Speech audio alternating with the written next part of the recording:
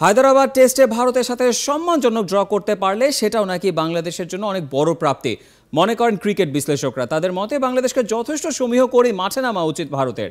একই সাথে হায়দরাবাদ উইকেটও স্পোর্টিং হবে বলে আশা করেন বিশ্লেষকরা। দেব চৌধুরী রিপোর্ট। পিন সার্ভিস তৈরি করে ওরা ইংল্যান্ড কিংবা অন্যান্য ওভারসিজ দলের সাথে যে অ্যাডভান্টেজ নেওয়ার চেষ্টা করে ট্র্যাডিশনালি, ওটা করবে বলে আমার মনে হচ্ছে না। মিরাজ যে পারফরমেন্স করেছে ইংল্যান্ডের এগেনস্টে, সেটা নিশ্চয়ই ওরা ভুলে যায়নি এবং সাকিব সাথে সাথে আছে এবং তার সাথেও আশেপাশে আরও দু একজন, যদি স্পিন উইকেট হয় সেক্ষেত্রে হয়তো আরও দু একজন স্পিনার আমরা অ্যাডও করতে পারি দলের সাথে, সেক্ষেত্রে সেই রিস্কটা হয়তো ওরা নাও নিতে পারে। ব্যাটিং শক্তিতে বাংলাদেশের চেয়ে ভারত অনেক এগিয়ে। ওদের টপ অর্ডার বড় ইনিংস খেলে অভ্যস্ত, লোয়ার অর্ডারও দারুণ কার্যকরী। যাদের যা বোলিং করে ব্যাটিং করে, আশ্বিন বোলিং করে ব্যাটিং করে, সেই সেন্সে ওদের আমার মনে হয় আমরা যদিও ওরা বল হয়তো চিন্তাভাবনা এটা থাকবে যে 6 জন ব্যাটসম্যান বা 5 জন বোলার, আসলে কিন্তু তা না। আসলে ওরা 7 জন কিংবা 8 জন ব্যাটসম্যান নিয়ে খেলছে, অ্যাট দ্য সেম টাইম 5 জন বোলারও আছে। সো সেই সেন্সে বলতে গেলে খুব অর্গানাইজ একটা দল। দুই দলের সবচেয়ে বড় পার্থক্যটা সম্ভবত বিরাট কোহলি, ব্যাটিং এবং ক্যাপ্টেন্সি দুই দিকেই বিরাট পার্থক্য গড়ে দিতে পারেন the hitman. Batsman Virat Kohli, captain Virat Kohli চাইতে আরও ডেঞ্জারাস, কারণ ও একে অনেক কিছু করে ফেলতে পারে এবং ওর বডি ল্যাঙ্গুয়েজ এবং ওর মাঠে থাকলে অন্যান্যরা যেভাবে অনুপ্রাণিত হয় দলের, সেটা একটা বিরাট ব্যাপার। টাইগারদের জন্য সবচেয়ে জরুরি নিজেদের ওপর ভরসা আর আত্মবিশ্বাস, আর সেটাই কাজে লাগাতে হবে। দেব চৌধুরী, ৭১। বাংলাদেশ ক্রিকেট লিগের পঞ্চম আসরের দ্বিতীয় রাউন্ড শনিবার খেলা হবে চট্টগ্রাম আর সিলেটে। 4 দিনের ম্যাচের দুটাই শুরু হবে সকাল 9:30টায়। বিস্তারিত মাহদি হাসানের রিপোর্টে। টিম বাংলাদেশের টিমমেটরা ভারতে, ছবি দেখে বোঝাই যাচ্ছে বসে নেই পেসার মুস্তাফিজ আর রুবেল হোসেন। দক্ষিণাঞ্চলের হয়ে পূর্বাঞ্চলের সাথে এই দুজন খেলবেন সেটা প্রায় নিশ্চিত। বিসিএল এর দ্বিতীয় রাউন্ডের সাদামাটা ম্যাচটাই তাই স্বাভাবিক কারণে পাচ্ছে বাড়তি ফোকাস। ন্যাশনাল লিগ বিসিএল খেলতে খেলতে আসছিলাম, আবার বিসিএল শুরু। এমনি সব দিক থেকে ভালো যাচ্ছে। আমি ইনজুরির পরের থেকে কোনো টেস্ট খেলে নাই, 4 ডে ম্যাচও খেলা হয় নাই। একমাত্র দল হিসেবে জয় দিয়ে এবারের বিসিএল শুরু করেছে ইস্ট জোন।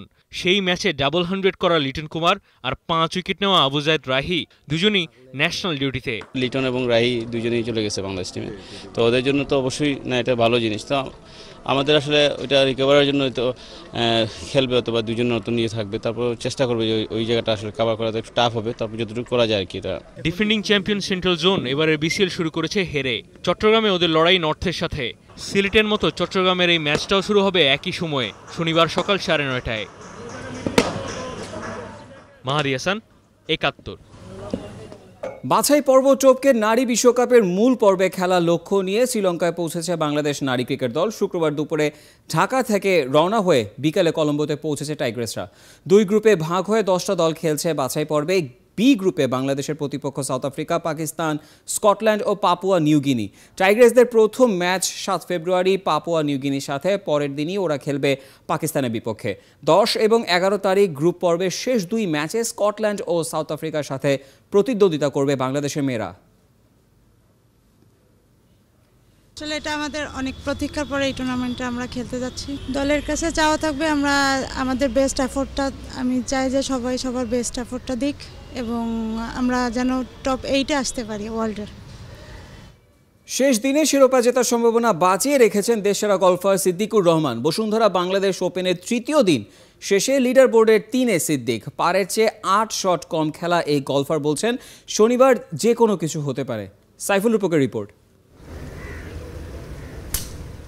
তৃতীয় দিনের শুরু আর শেষ একদম ভিন্ন। পয়লা 2 হলে বার্ডি, চিন্তায় পড়েছিল সিদ্দিক ভক্তরা। পিছিয়ে পড়ার আশঙ্কা কাটিয়েছেন।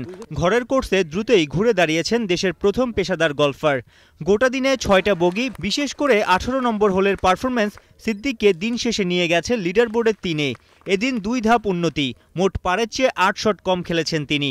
স্বপ্ন দেখাচ্ছেন নিজ দেশের প্রথম এশিয়ান ট্যুর জেতার। Anything can be happen, but again আমাকে একটু এক্সেপশনালি ভালো খেলতে হবে অবশ্যই, আদারওয়াইজ কারণ তারাও তো খেলবে, বিকজ আমরা সবারই এখন মাঠ চেনা পরিচিত হয়ে গেছে। সো আসলে আমার মনে হয় যে আগামীকালকে যে একটা এক্সেপশনাল রাউন্ড খেলতে পারবে, he has a good chance for the trophy.